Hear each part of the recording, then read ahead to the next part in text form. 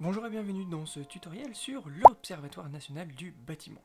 Aujourd'hui, je vous propose de découvrir les principales fonctionnalités de la cartographie.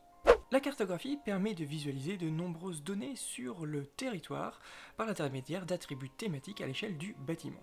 La version augmentée de l'ONB inclut également des possibilités de visualisation à une échelle zonale au travers de calques. Par défaut, lorsque vous vous connectez à l'ONB, vous arrivez directement sur cette vue cartographique avec ici l'attribut année de construction qui est mis en avant. Alors, plusieurs centaines d'attributs sont disponibles dans la base de données IMOP, mais seulement certains sont visibles dans la cartographie, seulement ceux finalement qui sont les plus pertinents à cartographie. Les attributs sont classés selon trois grandes catégories, techniques, énergétiques et socio-économiques. Il suffit de cliquer sur chacun des onglets pour accéder aux différents attributs.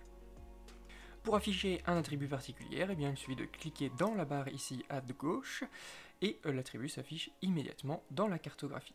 Ensuite, on peut zoomer sur un territoire en particulier pour regarder et avoir le détail par bâtiment.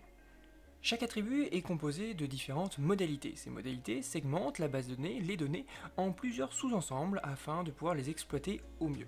Par exemple, ici pour l'année de construction, on a des classes d'années pour représenter les différentes données, donc avant 1850, de 1850 à 1918, etc. Et une dernière modalité, NA, pour les bâtiments pour lesquels cette donnée ne serait pas renseignée.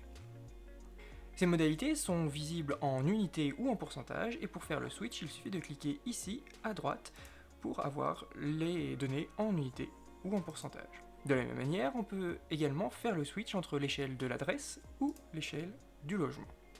Il est également possible de cocher ou de décocher certaines modalités afin d'avoir une vision par exemple de tous les bâtiments seulement avant 1944.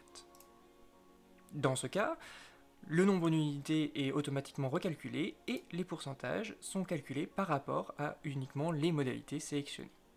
Chaque attribut est accompagné d'une carte de visite, c'est-à-dire de métadonnées.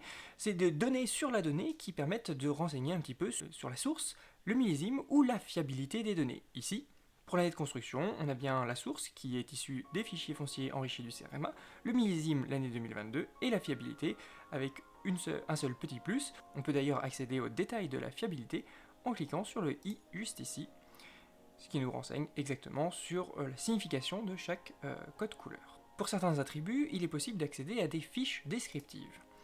Celles-ci renseignent l'utilisateur sur la définition de l'attribut, sa provenance, la provenance de la donnée, les choix méthodologiques qui sont ensuite effectués par URBS, et éventuellement les taux de complétude et quelques pistes pour aller plus loin, ainsi que de la bibliographie. Ce sera donc tout pour cette découverte de l'outil de cartographie de l'ONB. On se retrouve très vite pour découvrir tous les outils qui viennent l'accompagner, notamment la sélection de périmètres. Merci d'avoir regardé et à très vite.